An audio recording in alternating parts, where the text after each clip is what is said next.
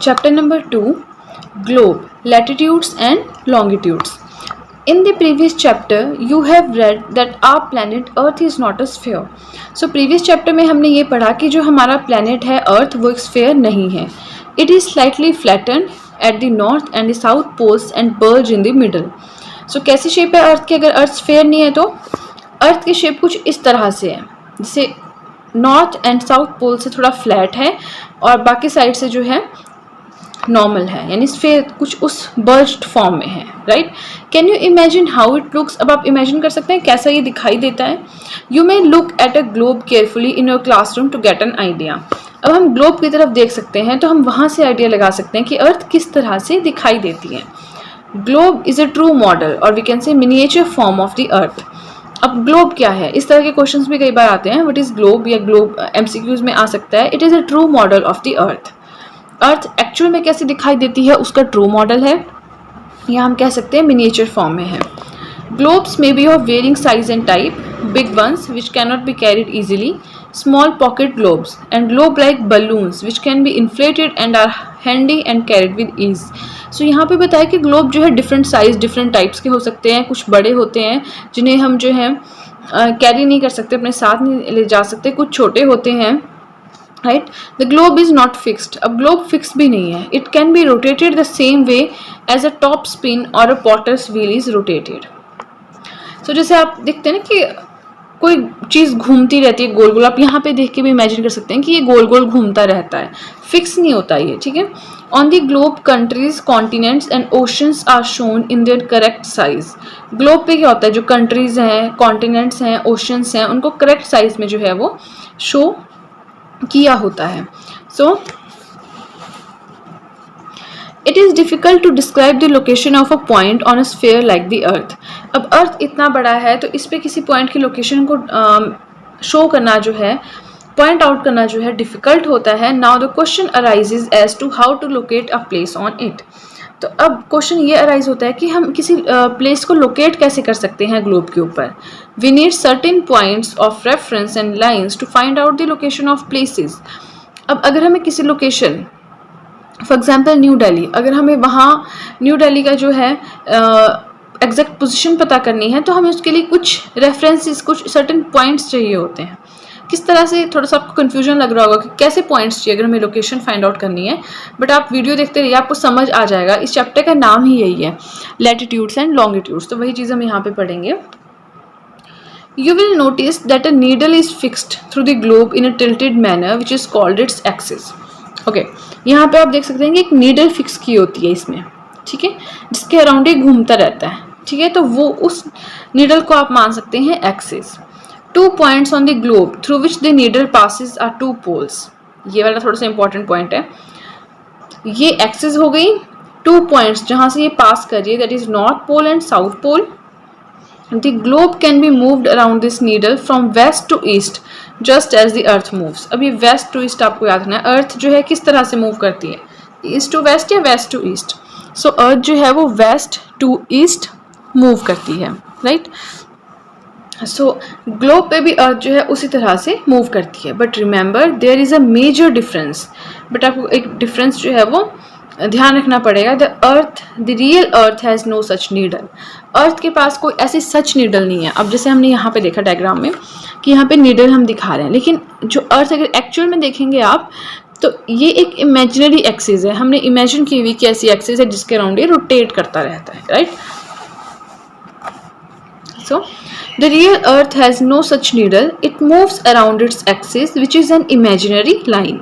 Right, another imaginary line running on the globe divides it into 2 equal parts. अब ये भी हम diagram से ही पढ़ेंगे कि एक और इमेजिनरी लाइन होती है ग्लोब पे जो इसे डिवाइड करती है 2 इक्वल पार्ट्स में, और इस लाइन को कहते हैं इक्वेटर. अब इक्वेटर के जो ऊपर वाला पार्ट है उसे कहते हैं नॉर्दर्न हेमिस्फीयर, जो नीचे वाला पार्ट है उसे कहते हैं साउदर्न हेमिस्फीयर. सो इसके लिए चलिए डायरेक्ट नेक्स्ट पेज पे चलते हैं. इस थ्योरी को पढ़ने से पहले इस डायग्राम को देखते हैं. सो हमने क्या कहा, एक तो हमने इमेजिनरी लाइन पढ़ी जो हमने पीछे वाले डायग्राम में पढ़ी. उसमें हमने क्या पढ़ा कि वो नीडल जो है इमेजिनरी लाइन है जिसे हम एक्सिस कहते हैं, जिसके अराउंड हमारी अर्थ जो है वो वेस्ट टू ईस्ट रोटेट करती है. ओके फाइन, एक चीज़ पढ़ी. अब हम सेकंड इमेजिनरी लाइन पढ़ेंगे. आप मानिए कि ये हमारी अर्थ है. ठीक है, तो बीच से, इसके सेंटर से एक लाइन हम मानते हैं इमेजिनरी लाइन, जिसे कहा जाता है इक्वेटर। ठीक है, तो इक्वेटर के जो ऊपर वाला पार्ट है, नॉर्दर्न पार्ट है, उसे कहते हैं नॉर्दर्न हेमिस्फीयर, और जो साउदर्न पार्ट है उसे कहते हैं साउदर्न हेमिस्फीयर। ओके, सो यही हम पढ़ रहे थे, बट अब हम थ्योरी पार्ट पे चलते हैं। डायग्राम हमने देख लिया, अब थोड़ा सा थ्योरी देखते हैं। Therefore, the equator is an imaginary circular line and is a very important reference point to locate places on the earth. So, अगर हमें places को locate करना है तो उसके लिए जो equator है एक reference point की तरह use होता है। All parallel lines from the equator up to the poles are called parallels of latitudes. Latitudes are measured in degrees. Okay. So, फिर से इसी डायग्राम पे आ जाएंगे हम। ये हमने पढ़ा इक्वेटर है, ये नॉर्दर्न हेमिस्फीयर है, ये साउदर्न हेमिस्फीयर है। इसमें जो लिखा है वो हम बाद में पढ़ेंगे, बट फिलहाल इन्होंने थ्योरी में क्या लिखा हम वो पढ़ेंगे। इन्होंने क्या कहा कि इस तरह से कुछ लाइंस होती हैं, जैसे ट्रॉपिक ऑफ कैंसर है, आर्कटिक सर्कल है, इस तरह से कुछ लाइंस चलती हैं जिन्हें जो पैरेलल होती हैं इक्वेटर के। तो जो लाइंस इक्वेटर के पैरेलल होती हैं उन्हें कहते हैं पैरेलल्स ऑफ लैटिट्यूड्स, राइट। और इन्हें मेजर किया जाता है डिग्रीज में, और ये इस तरह से लाइंस चलती हैं। यहाँ तो दो ही दी हैं, इसका मतलब ये नहीं दो ही हैं, तो दो इंपॉर्टेंट लाइंस हैं। इसके अलावा बहुत सारी ऐसी लाइंस होती हैं, कितनी क्या वो हम अभी पढ़ रहे हैं। सो ये हमने पढ़ा that latitudes are measured in degrees. The equator represents the 0 degree latitude. अब इक्वेटर क्या करता है ये भी हम डायग्राम से पढ़ेंगे, पहले यहाँ पे पढ़ लेते हैं। इक्वेटर जो है वो रिप्रेजेंट करता है 0 degree latitude. Since the distance from the equator to either of the poles is 1/4 of a circle around the earth, it will measure 1/4 of 360 degrees, that is 90 degree. Thus 90 degrees north latitude marks the north pole and 90 degrees south latitude marks the south pole. As such, all parallels north of the equator are called north latitudes. Similarly, all parallels south of the equator are called south latitudes. Okay, फिर से diagram के पास आते हैं। हमने क्या कहा कि ये इक्वेटर है, दो पार्ट्स में डिवाइड करता है, ये नॉर्दर्न हेमिस्फीयर है, ये साउदर्न हेमिस्फीयर है। इसके इस तरह से जो पैरेलल लाइंस चलती हैं उन्हें कहते हैं पैरेलल्स ऑफ लैटिट्यूड्स। इन्हें हम डिग्रीज में मेजर करते हैं। इक्वेटर जो है वो 0 डिग्री होता है, फिर हम ऊपर ऊपर ऊपर ऊपर पहुंचते तो नॉर्थ पोल होता है 90 डिग्री। यहाँ से हम नीचे नीचे नीचे नीचे आते हैं तो यहाँ पे होता है 90 डिग्री। ये होता है 90 डिग्री नॉर्थ पोल, और साउथ पोल होता है 90 डिग्री साउथ पोल। अब इक्वेटर के ऊपर यानी नॉर्दर्न पार्ट में जितने भी पैरेलल्स ऑफ लैटिट्यूड्स हैं उन्हें कहते हैं नॉर्दर्न लैटिट्यूड्स, और साउथ में जितने भी लैटिट्यूड्स हैं उन्हें कहते हैं साउदर्न लैटिट्यूड्स। ओके, आगे चलते हैं। The value of each latitude is therefore followed by either the word north और साउथ। अब हमने कुछ बात की कि लैटिट्यूड में हम नॉर्थ और साउथ पढ़ रहे हैं, ठीक है। इसको हम जनरली इंडिकेट करते हैं नॉर्थ से या साउथ से। फॉर एग्जांपल, अब दो जगहें हैं, चंद्रापुर महाराष्ट्र इंडिया में एंड बेलो ब्राज़ील में। दोनों जो हैं 20 डिग्री लैटिट्यूड पे हैं, बट जो चंद्रापुर है वो 20 डिग्री नॉर्थ में है, और जो ब्राज़ील वाला है वो 20 डिग्री साउथ में है, ठीक है। We therefore say that Chandrapur is situated at 20 degree north latitude and Belus Horizonte is situated at 20 degree south latitude. We see in figure 2.2 that as we move away from the equator, the size of the parallels of latitude decreases. Okay, इसमें हमने क्या पढ़ाई, क्या कहानी पढ़ी वो अब पहले डिस्कस करते हैं। अब हमने क्या किया, सब कुछ पढ़ लिया। अब हम क्या कह रहे हैं कि इस साइड जो भी लैटिट्यूड आएगा उसके साथ हम एन लगाएंगे, यानी हम नॉर्थ लगाएंगे। इस साइड जो भी डिग्री आएगी उसके साथ हम एस लगाएंगे। जैसे यहाँ पे है 23.5 डिग्री नॉर्थ, अगर हम सिर्फ 23.5 डिग्री लिखते हैं, यहाँ भी 23.5 डिग्री लिखते हैं, तो हमें कैसे पता चलता कि ये नॉर्थ वाला है या साउथ वाला है। अगर हम एन लिख देंगे तो वो नॉर्थ वाला हो गया, एस लिख देंगे तो वो साउथ वाला हो गया। अब मान लीजिए कोई लोकेशन यहाँ पे है, फॉर एग्जाम्पल यहाँ पे 23 डिग्री, या छोड़िए आप ये मानिए कि 23.5 डिग्री यहाँ पे कोई लोकेशन है और एक लोकेशन यहाँ पे है, तो हमें कैसे पता चलेगा कि वो नॉर्थ में है या साउथ में है, वो इक्वेटर के ऊपर है या इक्वेटर के नीचे है। तो इस एन और एस, इस नॉर्थ और साउथ वाली रिप्रेजेंटेशन से ही पता चलेगा कि वो एग्जैक्टली है कहाँ पे, राइट। अब हम यहाँ पे देखेंगे, इन्होंने एक इंपॉर्टेंट सी बात कह दी यहाँ पे, that as we move away from the equator the size of the parallels of latitude decreases. So जैसे ही हम इक्वेटर से दूर दूर दूर जाते हैं तो वैसे ही पैरेलल्स ऑफ लैटिट्यूड यानी जो लैटिट्यूड्स हैं उनका साइज डिक्रीज होना स्टार्ट हो जाता है। अब आपको अर्थ को इस एंगल से देखना पड़ेगा। जैसे ये हमारी अर्थ है, यहाँ पे इक्वेटर है, ये इक्वेटर का ऊपर वाला पार्ट बताया है। तो आप देखिए ये वाला लैटिट्यूड इक्वेटर के पास है तो थोड़ा बड़ा है, फिर थोड़ा छोटा है क्योंकि दूर है, दूर दूर जाते हुए कितना छोटा हो जाता है। तो यही चीज़ कह रहे हैं कि जो लैटिट्यूड्स का साइज़ है वो छोटा होता जाता है जैसे जैसे वो इक्वेटर से दूर जाते जाते हैं। सो अब हम नेक्स्ट पढ़ेंगे important parallels of latitudes. Latitudes के important parallels. So besides the equator, the north pole and the south pole, there are 4 important parallels of latitudes. सो इसको बिना पढ़े हम यहीं पर डिस्कस कर लेते हैं। मैं आपको यहाँ पे बता देती हूँ कि इसमें क्या लिखा है। इन्होंने बताया कि इंपॉर्टेंट पैरेलल्स ऑफ लैटिट्यूड्स क्या हैं। पहली बात तो आप इन्हें नॉर्मली लैटिट्यूड्स भी कह सकते हैं, पैरेलल्स ऑफ लैटिट्यूड्स कहना ज़रूरी नहीं है, बस आपको समझ होनी चाहिए कि पैरेलल्स क्यों कहते हैं, क्योंकि इक्वेटर के पैरेलल होते हैं। ठीक है, अब हम ओनली इन्हें लैटिट्यूड्स कहेंगे अब से। सो कौन कौन से इंपॉर्टेंट लैटिट्यूड्स हैं। सबसे पहले है इक्वेटर, कहाँ पे, 0 डिग्री में। अब नॉर्थ की तरफ चलते हैं। नॉर्थ की तरफ है Tropic of Cancer, 23.5 degree north, 23.5 degree north. फिर है Arctic Circle, 66 degree north, 66.5 degree north. फिर यहाँ पे आता है North Pole, 90 degree north, right.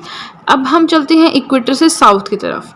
ऊपर की साइड था ट्रॉपिक ऑफ कैंसर, नीचे की साइड है ट्रॉपिक ऑफ कैप्रिकॉर्न, यह है 23.5 डिग्री साउथ है, 23.5 डिग्री साउथ।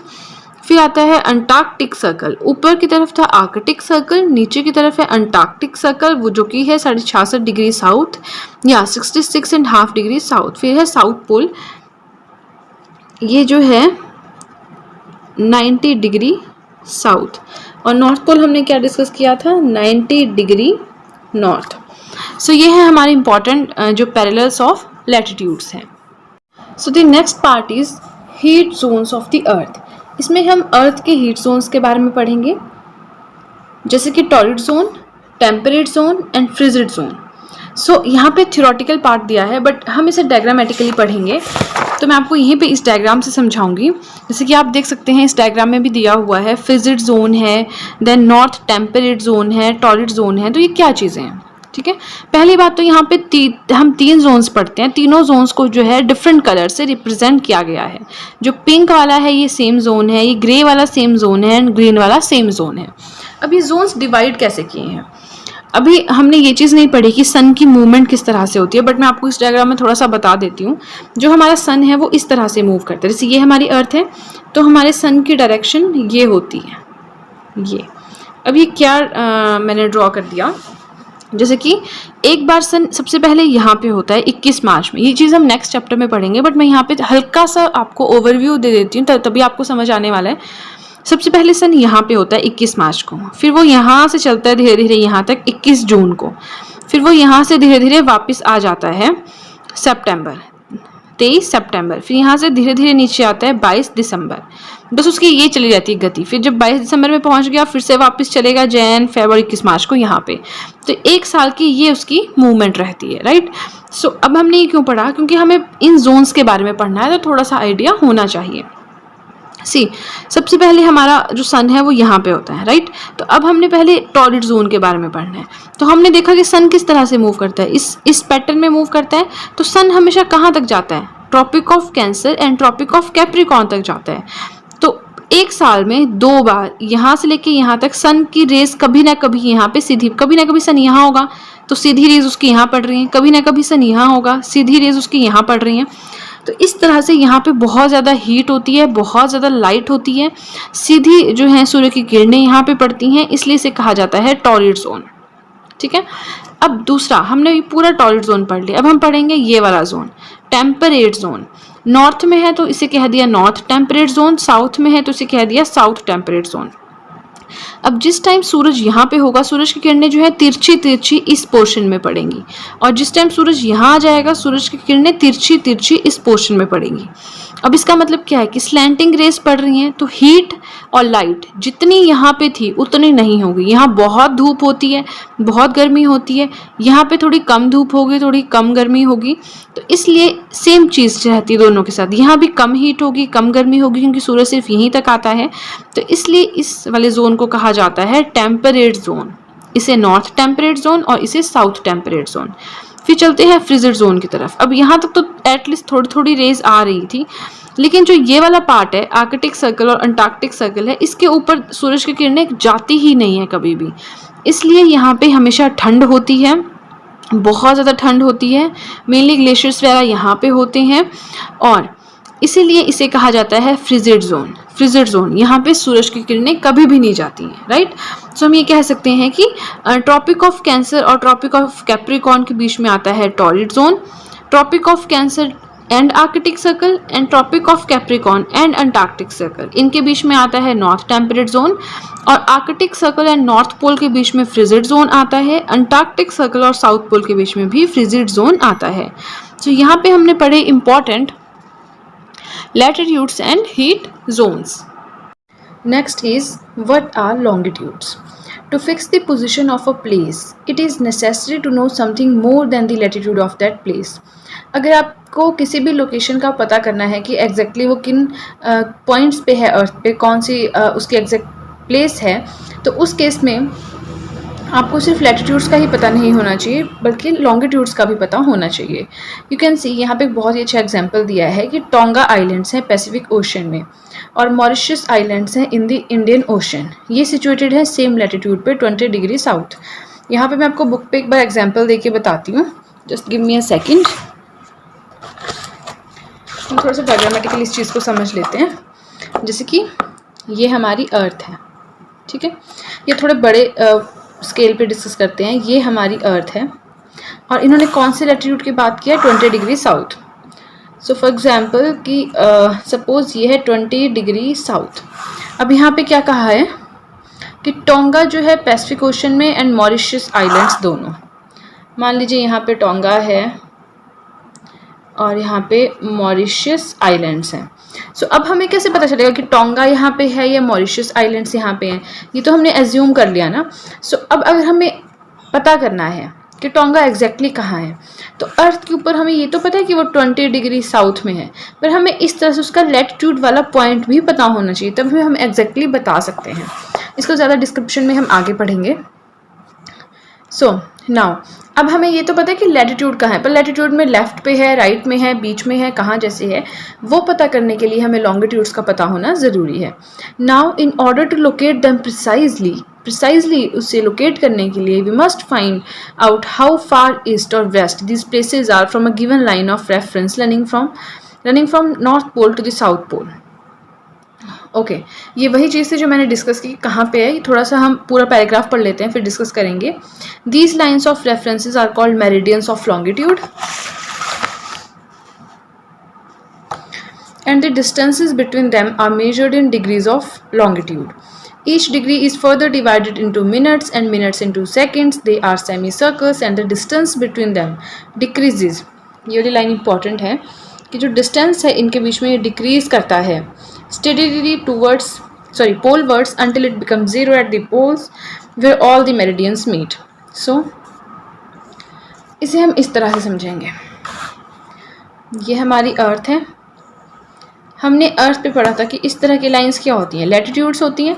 अब हम लॉन्गिट्यूड्स पढ़ेंगे। तो इन्होंने कहा कि एक प्राइम मेरिडियन है, इसे हम, अब जैसे हमने क्या किया था, अर्थ को डिवाइड किया था इस तरह से, इसे इक्वेटर कहा था, ये बन गया नॉर्दर्न हेमिस्फीयर, ये बन गया साउदर्न हेमिस्फीयर।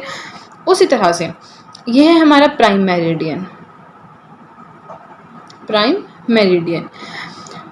तो इसके हिसाब से हम बताते हैं प्राइम मेरिडियन से ईस्ट में है जगह या वेस्ट में है जगह, तो इस तरह से। अब हमारे पास बहुत सारे लॉन्गिट्यूड्स होते हैं। लॉन्गिट्यूड्स क्या होते हैं? ऐसी लाइंस जो नॉर्थ पोल से साउथ पोल तक चलती हैं, मतलब नॉर्थ पोल से निकलती हैं, साउथ पोल पे मिलती हैं। तो इस तरह से हमारे जो है एक ही लॉन्गिट्यूड थोड़ी होगा। ये तो हमने एक रेफरेंस के लिए बताया कि ये वाला मेन है, इसके हिसाब से हम चलते हैं। बाकी हमारे पास कुछ इस तरह से होंगे लॉन्गिट्यूड्स, राइट। सो अब लॉन्गिट्यूड्स का क्या है, ये सेंटर है। इक्वेटर में इनमें अच्छा खासा डिस्टेंस होता है, इक्वेटर में हर जगह इक्वल डिस्टेंस होगा। फिर जैसे जैसे पोल्स की तरफ चलेंगे इनका डिस्टेंस कम होता जाएगा। आप देख सकते हैं यहाँ पे डिस्टेंस कम हो रहा है, आप इमेजिन भी कर सकते हैं ना। फिर नॉर्थ पोल पे जाके ये बिल्कुल मिल जाते हैं। सेम चीज़ चलती है साउथ पोल की तरफ कि इक्वेटर पे खुला मतलब इक्वल डिस्टेंस है, खुले खुले काफ़ी दूर दूर है। फिर जैसे ही पोल की तरफ पहुँचते हैं ये इनका साइज़ जो है यानी कि यहाँ पे डिस्टेंस जो है वो कम होना स्टार्ट हो जाता है और साउथ पोल पे जाके ये मिल जाते हैं। ठीक है, फिर हमने पढ़ा कि इनको हम मेजर किस तरह से करते हैं। अब हमने पढ़ा था कि जैसे ये हमारे लैटिट्यूड्स हैं, अगर ये इक्वेटर है, ये ट्रॉपिक ऑफ कैंसर है तो ये 0 डिग्री लैटिट्यूड पे है, ये 23.5 डिग्री लैटिट्यूड पे है। तो उसी तरह से जो लॉन्गिट्यूड्स होते हैं इनको भी हम मेजर करते हैं डिग्रीज़ की फॉर्म में। ठीक है, और डिग्रीज़ के बाद मिनट्स, मिनट्स के बाद सेकेंड्स, पर हम इतना डेप्थ में नहीं पढ़ेंगे। फिर नेक्स्ट है unlike parallels of latitudes all meridians are of equal length, right. अब जितने भी मेरिडियंस हैं इनकी लेंथ इक्वल है। हमने क्या पढ़ा, अनलाइक पैरेलल्स ऑफ लैटिट्यूड्स। तो थोड़ा सा इस चीज़ को डिस्कस कर लेते हैं। ये हो गए हमारे पैरेलल्स ऑफ लैटिट्यूड्स। अब लैटिट्यूड, अब देखिए इस तरह से इमेजिन कीजिए, ये हमारी अर्थ है, ये इक्वेटर है। तो ये वाला सर्कल जो है अर्थ पे कितना बड़ा होगा, फिर ये छोटा होगा, ये छोटा होगा, पोल पे जाके छोटा सा सर्कल रह जाएगा, राइट, यानी पोल पे जाके पॉइंट सा रह जाएगा। तो इस तरह से जितने भी मेरिडियंस हैं ये इक्वल लेंथ के होते हैं। Thus it was difficult to number the meridians, कि कितने मेरिडियंस हैं उनको काउंट करना डिफ़िकल्ट है। Hence all countries decided that the count should begin from the meridian which pass through Greenwich. So हमने इस चीज़ को माना है कि जो प्राइम मेरिडियन है, जो कि हमने ये वाला पढ़ा, हमने कहा कि ये हमारा प्राइम मेरिडियन है, ये ग्रीनविच से निकलेगा, जो कि ब्रिटिश ऑब्जर्वेटरी है ग्रीनविच लंदन में, वहाँ से निकलेगा। तो अब वो जो उसके ईस्ट में है जगहें, ठीक है, उन्हें हम कहते मतलब ये जैसे इसने डिवाइड किया ना, इसको कहेंगे ईस्टर्न हेमिस्फीयर, इसको कहेंगे वेस्टर्न हेमिस्फीयर। ठीक है, अब ये ईस्ट वेस्ट वाला थोड़ा कंसेप्ट अब आपको समझना है। Hence, all the countries decided that the count should begin from the meridian which passed through Greenwich, where the British Royal Observatory is located. इसको कहते हैं प्राइम मेरिडियन। अब हम ये वाला डायग्राम देखेंगे, वो डायग्राम आपने बिल्कुल सिंपल लेवल पे देखा, आप इसको दूसरी तरह से देखें। पे नॉर्थ पोल बताया हुआ है, वहाँ पे क्या था कि जो इक्वेटर है उसको सीधी फॉर्म में बताया था, यहाँ पे आपको टॉप व्यू बताया है, वहाँ पे फ्रंट व्यू बताया था अर्थ का। सो इसे कहते हैं प्राइम मेरिडियन, जो सेंटर से निकलता है। ये कहाँ से निकलता है, ब्रिटिश ऑब्जर्वेटरी ग्रीनविच लंदन। इसकी वैल्यू है 0 डिग्री लॉन्गिट्यूड, और यहाँ से हम चलते हैं 30 डिग्री, 60 डिग्री, 90 डिग्री, इस तरह से 120 डिग्री, और लास्ट में 180 डिग्री पे पहुँचते हैं। जो 180 डिग्री लॉन्गिट्यूड होता है वो प्राइम मेरिडियन यानी कि 0 डिग्री लॉन्गिट्यूड के बिल्कुल पीछे आता है। अब जैसे यहाँ पे 30 डिग्री है तो हम इसे कहेंगे 30 डिग्री ईस्ट, यहाँ पे 30 डिग्री है इसे कहेंगे 30 डिग्री वेस्ट। ठीक है, जैसे हम उसमें नॉर्थ और साउथ करते थे इक्वेटर के ऊपर नीचे वाला, इसमें लेफ्ट राइट में हम करेंगे east and west. So the prime meridian and 180 degree meridian divide the earth into 2 equal halves, जो हमने पढ़ा, the eastern hemisphere and the western hemisphere, ये भी हमने पढ़ा। Therefore the longitude of a place is followed by letter E for the east and W for the west. So यहाँ पे 30 degree E मतलब 30 डिग्री ईस्ट, ये prime meridian के east में है। यहाँ पे 60 डिग्री वेस्ट मतलब 60 डिग्री डब्ल्यू मतलब 60 डिग्री वेस्ट, मतलब ये प्राइम मेरिडियन के 60 डिग्री वेस्ट में है। It is, however, interesting to know that 180 degree east and 180 degree west meridians are on the same line. So आपको ये चीज़ भी जाननी पड़ेगी, जो 180 डिग्री ईस्ट और 180 डिग्री वेस्ट है, ये दोनों लॉन्गिट्यूड सेम लाइन पे आते हैं। ठीक है, एक तरह से 180 डिग्री लॉन्गिट्यूड जो है वो 0 डिग्री के बिल्कुल पीछे आता है।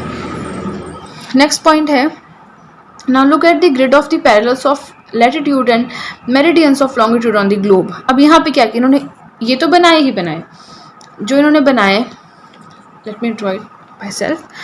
जैसे ये हमारा क्या है, लॉन्गिट्यूड है, उसके बाद ये क्या है, लॉन्गिट्यूड है, ये वाली लाइंस क्या हैं, ये वाली लाइंस ये लैटिट्यूड है। तो हमने सबसे पहले क्या पढ़ा कि लैटिट्यूड्स ही बनाए थे डायग्राम में, फिर हमने पढ़ा सिर्फ लॉन्गिट्यूड्स बनाए थे। अब यहाँ पे लैटिट्यूड्स एंड लॉन्गिट्यूड्स दोनों चीज़ें बनी हुई हैं। ठीक है, तो अगर हमें अब लोकेट करना है कोई भी पॉइंट तो हम उसे ईजिली लोकेट कर सकते हैं। For example, Dhubri in Assam is located at 26 degree north latitude and 90 degree east longitude. जो यहाँ तो भी थोड़ा सा ओवरव्यू दिया है, बट जब आपके पास एग्जैक्टली होगा तो आप लोकेट कर सकते हैं। कैसे, 26 डिग्री नॉर्थ ढूंढिए, कुछ यहाँ जैसे 26 डिग्री नॉर्थ होगा इस वाली लाइन पे, and 90 degree longitude, and 90 degree longitude है ये, तो कुछ यहाँ जैसे जो है सॉरी ईस्ट है, तो कुछ यहाँ जैसे जो है हमारा लाई करेगा धुबरी इन असम। इस तरह से आप समझ सकते हैं। इसे और भी इजली समझाने के लिए ये लाइंस मानी गई हैं, ठीक है। आप अगर यहाँ पे आपको दिया गया है कि कोई प्लेस जो है वो B1 पे प्लेस्ड है, तो B यहाँ पे है, 1 यहाँ पे, मतलब यहाँ पे है। आपको कोई कहा गया है कि कोई प्लेस 3C पे है, तो 3 यहाँ पे है, C यहाँ पे, मतलब एग्जैक्टली वो यहाँ पे है, ठीक है। तो इस तरह से आप समझ सकते हैं कि हम कैसे फाइंड आउट करते हैं लोकेशन किसी भी प्लेस की। Next is longitude and time. So इसे हम यहाँ से नहीं पढ़ेंगे, इसमें थोड़ा सा मैथमेटिकल टाइप का डेटा है, वो हम नॉर्मली वैसे ही पढ़ेंगे। अब आपको पता है कि अर्थ कितना डिग्री रोटेट करती है, 360 डिग्री, राइट। 360 डिग्री कितने घंटे में रोटेट करती है, 24 आवर्स में, ठीक है। अब आप इसे इन दोनों को काटिए तो आपके पास आता है कि 15 डिग्री रोटेट करेगी 1 घंटे में। अगर 360 डिग्री 24 घंटे में रोटेट कर रही है तो 15 डिग्री रोटेट करेगी 1 घंटे में। 1 घंटा इक्वल होता है 60 मिनट्स के, 60 मिनट्स के, मतलब 15 डिग्री रोटेट कर रही है 60 मिनट्स में। इसका मतलब अब अगर आप इसको भी काटेंगे तो 1 डिग्री रोटेट कर रही है अर्थ 4 मिनट्स में, राइट। क्वेश्चन आपके पास किस तरह से आता है, यहाँ पे क्वेश्चन है, ये वाला समझने वाला पॉइंट है, that when it is 12 noon at Greenwich. अब मान लीजिए ग्रीनविच में, यानी कि जो हमने यहाँ पे कहा था, यहाँ पे जो है 12 बज रहे हैं, 12 PM, यानी 12 नून है। When it is 12 noon at Greenwich the time at 15 degree east of Greenwich. अब यहाँ पे आप हम नया डायग्राम बना लेते हैं। मान लीजिए ये हमारा यहाँ पे ग्रीनविच है, यहाँ बज रहे हैं 12, तो 15 डिग्री ईस्ट में क्या बजेंगे। पहले तो 15 डिग्री ईस्ट सही जगह पे लिखना है, ऐसा नहीं यहाँ पे लिख दिया तो फिर सारी मैथमेटिकली कैलकुलेशन ही गलत हो जाएगी, ठीक है। तो 15 डिग्री ईस्ट का हमने निकालना है, ठीक है। कितने डिग्री का फ़र्क है, 15 डिग्री का। हमने क्या पढ़ा कि 1 डिग्री में कितने, 1 डिग्री में 4 मिनट्स अर्थ रोटेट करती है, मतलब 15 डिग्री में कितना करेगी, 15 into 4 that is 60 minutes, and 60 minutes का क्या होता है 1 आवर, यानी 1 घंटा जो है वो आगे हमारी मतलब जो टाइम होगा 15 डिग्री ईस्ट पे, सॉरी यहाँ पे थोड़ी सी गड़बड़ हो गई, तो 15 डिग्री ईस्ट में जो टाइम होगा वो होगा 1 घंटा आगे, यानी ज़्यादा या कम। अब ये चीज़ हमें पढ़नी है कि जब हम ईस्ट वर्ड्स की बात करते हैं, ईस्ट वर्ड्स की बात करते हैं कि कोई लोकेशन ईस्ट में है तो टाइम हमारा होता है ऐड, और अगर हम बात करते हैं वेस्ट वर्ड्स की तो टाइम हमारा होता है सब्ट्रैक्ट। अब कैसे होता है, क्या होता है, आपको बस ये याद रखना है, ईस्ट ऐड। ईस्ट में अगर आपको दिया है कि इतने बज रहे हैं किसी जगह पे, अगर उस जगह के ईस्ट में इतने बज रहे हैं तो बताइए कितना डिफरेंस होगा। तो ईस्ट अगर आ रहा है तो आपने ऐड करना है। तो पहले 12 बज रहे थे, 12 जमा 1 यानी 15 डिग्री ईस्ट में क्या बज रहा है, 1 बज रहा है, ठीक है। सो इस पूरे वाले में पार्ट में यही दिया है। आप 1-2 क्वेश्चन और भी कर सकते हैं इस पे बेस्ड जो है।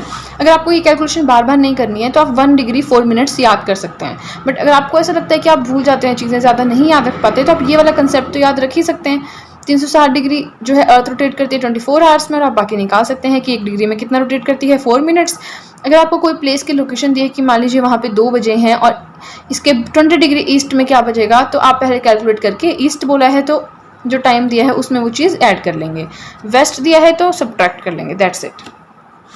सो the next is why do we have standard time. अब हम स्टैंडर्ड टाइम क्यों रखते हैं, इसमें भी हम थ्योरी वाला पार्ट नहीं पढ़ेंगे क्योंकि इसमें भी समझने वाला है। So why do we have standard time. Okay, standard time पहले होता क्या है कि हर कंट्री का एक फिक्स टाइम होता है कि हाँ जी, जैसे हम कई बार कहते हैं ना कि इंडिया में दिन है या किसी और कंट्री में रात है, इस तरह से, तो हर कंट्री का एक फ़िक्स टाइम होता है, ठीक है। क्यों होता है, कैसे होता है, फॉर एग्जांपल अब देखिए ये हमारा इंडिया बना हुआ है, यहाँ पे हमारा जो लॉन्गिट्यूड, हम जानते हैं ना इस तरह की लाइंस को क्या कहते हैं, लॉन्गिट्यूड। तो यहाँ पे है 68 डिग्री ईस्ट और यहाँ पे है 97 डिग्री ईस्ट, राइट। तो अगर हम टाइम का यहाँ पे डिफरेंट करें तो 1.5-2 घंटे का फ़र्क आता है, मतलब 1 आवर एंड 45 मिनट्स का फ़र्क आता है।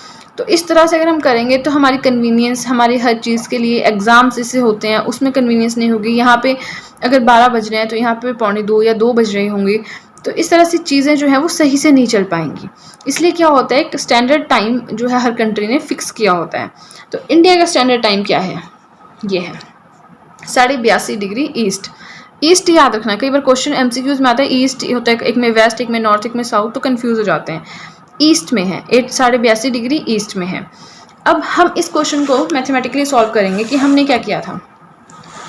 82.5 डिग्री ईस्ट का क्या मतलब है कि अगर 0 डिग्री लॉन्गिट्यूड जो है उस पर अगर 12 नून है तो 82.5 डिग्री ईस्ट में क्या होगा, क्या होगा। ठीक है जी, 1 डिग्री 4 मिनट्स मूव करती है अर्थ, 82.5 डिग्री में कितना मूव करेगी, 82.5 इंटू 4। इसे आप डिवाइड कर सकते हैं अपने अपने हिसाब से।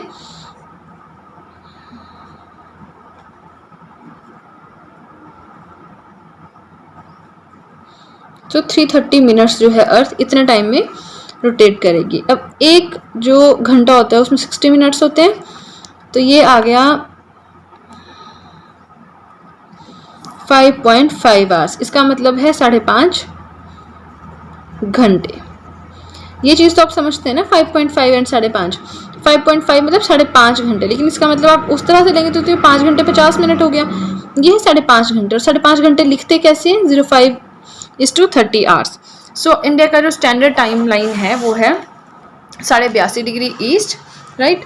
और अगर हम कैलकुलेट करें तो वो आता है 5.5 डिग्री, यानी जो ग्रीनविच जो स्टैंडर्ड टाइम लाइन है उससे हमारा जो इंडिया है वो चल रहा है 5.5 घंटे आगे। अगर लंदन में 12 बज रहे हैं तो इंडिया में बज रहे हैं 5.5। अगर लंदन में 1 बज रहा है तो इंडिया में बज रहे हैं 6:30। तो यहाँ पे कुछ एग्जांपल्स दिए गए हैं, ठीक है। जैसे यहाँ पे मैंने एग्जांपल दिया, अगर 2 बज रहे हैं लंदन में तो 7:30 बज रहे हैं इंडिया में, ठीक है। अब कुछ कंट्रीज़ ऐसी होती हैं जिनका ईस्ट टू वेस्ट एक्सटेंट ज़्यादा होता है। अब ये चीज़ भी हम डायग्रामेटिकली ही समझेंगे, जैसे यहाँ पे हम डायग्राम समझ जाते हैं। इंडिया हमारा कुछ इस फॉर्म में है, ठीक है। तो नॉर्थ टू वेस्ट ये इस तरह से लंबा है, नॉर्थ टू वेस्ट एक्सटेंट जो है वो ज़्यादा है। अब अपने रशिया की बात करें, रशिया कुछ ऐसा है। अगर रशिया में हम इस तरह से एक टाइम लाइन लें तो यहाँ पे अगर 2 बज रहे हैं तो यहाँ पे तो अभी 10 से बज रहे होंगे दिन के। अगर यहाँ पे दिन के 10 बज रहे हैं, यहाँ दिन के 2 बज रहे हैं, तो ये टाइम का बहुत ज़्यादा फर्क पड़ रहा है, ठीक है। तो इसलिए क्या होता है, जिन कंट्रीज़ का ईस्ट टू वेस्ट एक्सटेंट ज़्यादा होता है, मतलब जो चौड़ी होती हैं, अब जो कंट्रीज़ लंबी हैं उनका तो एक ही टाइम लाइन, एक ही टाइम जोन बन जाता है। पर जो कंट्रीज़ चौड़ी होती हैं, मतलब जिनका ईस्ट टू वेस्ट एक्सटेंट ज़्यादा होता है, उनके टाइम जोन्स भी ज़्यादा होते हैं। जैसे उन्होंने डिवाइड किया होता है कि इतने से पार्ट का एक टाइम जोन है, इतने से पार्ट का एक है, इतने से पार्ट का एक है, इतने से पार्ट का एक टाइम जोन है। तो इसी तरह से हम कुछ ऐसी कंट्रीज़ की बात करेंगे जिनके टाइम जोन जो है वो एक से ज़्यादा है। अब आप यहाँ पे देख सकते हैं रशिया में टोटल 11 टाइम जोन्स हैं। यूएसए में भी काफ़ी ज़्यादा टाइम जोन्स हैं। इस तरह से हम बात कर सकते हैं कि अर्थ जो है टोटल 24 टाइम जोन से डिवाइडेड है, और हर जोन जो है 15 डिग्री लॉन्गिट्यूड का है, right. So this was all about the video. इस वीडियो की जो समरी नोट्स होंगे वो आपको नेक्स्ट वीडियो में प्रोवाइड करवा दिए जाएंगे। अगर आपको ये वीडियो पसंद आई और अच्छी लगी और आपको लगता है कि आपको थोड़ा बहुत भी समझ आया तो आप फीडबैक में ज़रूर बताइए कि कोई इम्प्रूवमेंट कर सकते हैं, आप वो भी बता सकते हैं। और वीडियो को लाइक करें, चैनल का लिंक शेयर करें अपने फ्रेंड्स के साथ, चैनल को सब्सक्राइब करें और बेल आइकन को प्रेस करें। And that's it guys, keep supporting, see you soon.